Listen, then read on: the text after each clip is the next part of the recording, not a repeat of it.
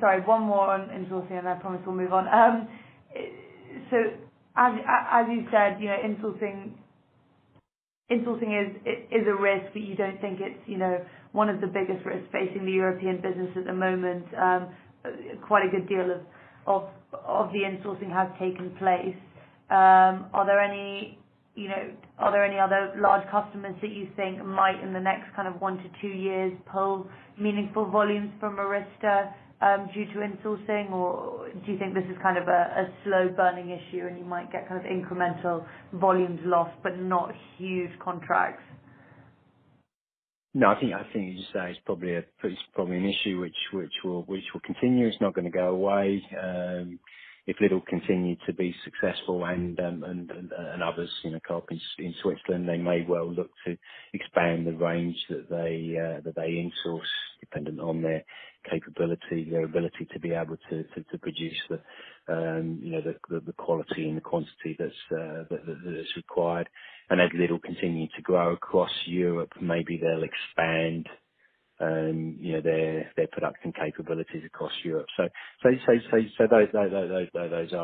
that is an issue. But you know, as I say, is that they can mitigate that. You know, these are if they're on top, if they've got the right relationship with Lidl, if they understand what the Lidl strategy, what the Lidl plan is, you know, what the Co-op plan is in Switzerland, you know, they can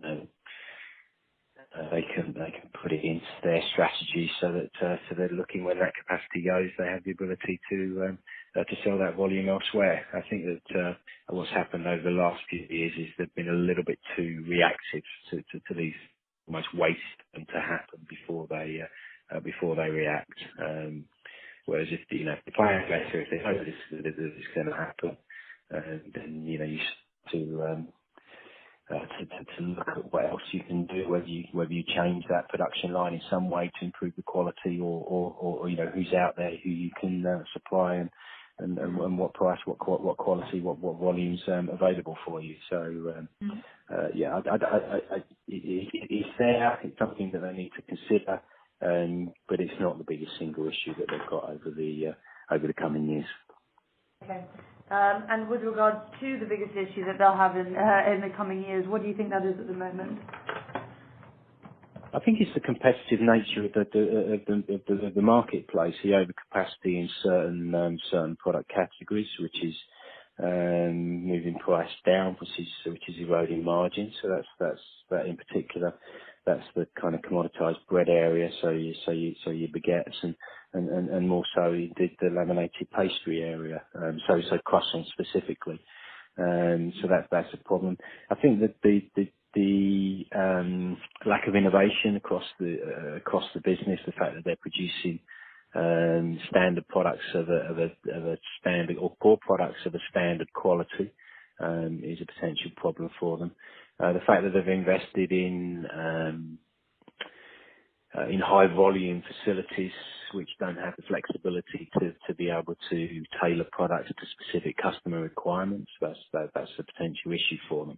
So that basically opens the door for others that do have the ability to do that. So Euro Pastry would be a good example of that, and various other kind of smaller producers across Europe, or medium-sized producers across Europe.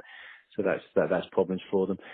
But also the facilities which are underutilized and not profitable. So girls often sites in the Czech Republic, maybe one in Poland, so one in the UK at Kettering. So we've got 4 or 5 facilities across Europe which they need to consider where they fit within the overall strategic plan moving forward, and whether they close them. But if they close them, you know, what's the impact of closure on that particular market and the customers that they're supplying, so they can move a certain amount of products into other facilities, but not necessarily all of those products.